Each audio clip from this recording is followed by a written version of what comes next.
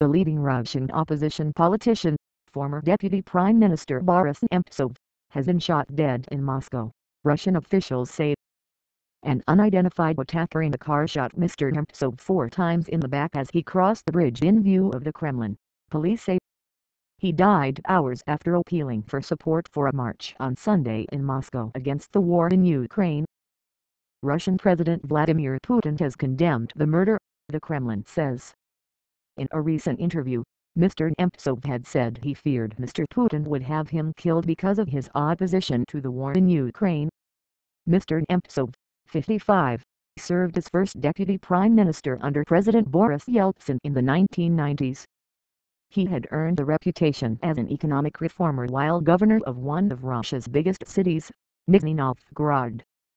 Falling out of favor with Yeltsin's successor, Mr. Putin, he became an outspoken opposition politician.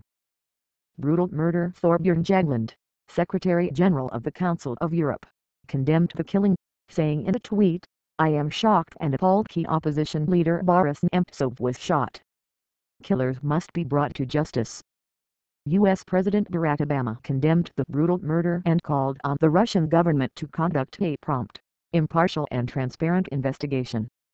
Mr. Nemtsov was shot at around 23:40 GMT on Friday while crossing Bolshoi Kameny Bridge accompanied by a woman, Russia's Interior Ministry said.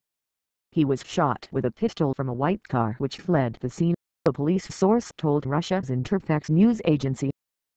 According to Russian-language news website Meduza, several people got out of the car and shot him. One of the politician's colleagues in his RPR Parnassus party, Ilya Yashin, confirmed Mr. Nemtsov's death.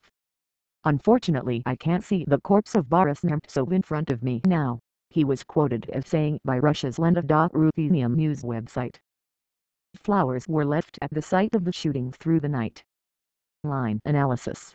Sarah Rainsford, BBC Moscow correspondent. A lawyer for Mr. Nemtsov reported that he had received death threats over social media in recent months, but for now there's only speculation as to why he was targeted. He openly opposed Moscow's role in the crisis in Ukraine, and the annexation by Russia of Crimea. He had been planning the rare public protest on Sunday against both things, and a growing economic crisis in this country. Since his death, social media has been flooded with tributes to a man remembered as by friends as decent, honest and a Democrat. He had been pushed to the political margins in Vladimir Putin's Russia, but he was still prominent enough for someone to want to kill him. Profile: Boris Nemtsov. Putin's aggression. In his last tweet, Mr. Nemtsov sent out an appeal for Russia's divided opposition to unite at an anti-war march he was planning for Sunday. "If you support stopping Russia's war with Ukraine, if you support stopping Putin's aggression, come to the Spring March in Marino on March 1st, he wrote. Speaking earlier this month to Russia's Sobosednik news website, he had spoken of his fears for his own life. "I'm afraid Putin will kill me," he said in the article in Russian on February 10. "I believe that he was the one who unleashed the war in the Ukraine," he added. "I couldn't dislike him more." Mr. Putin has been widely accused of fomenting the bloody rebellion in East Ukraine, an accusation he denies. Fighting there followed Russia's annexation of Crimea in March last year. Almost 5,800 people have died and at least 1.25 million have fled their homes, according to the UN.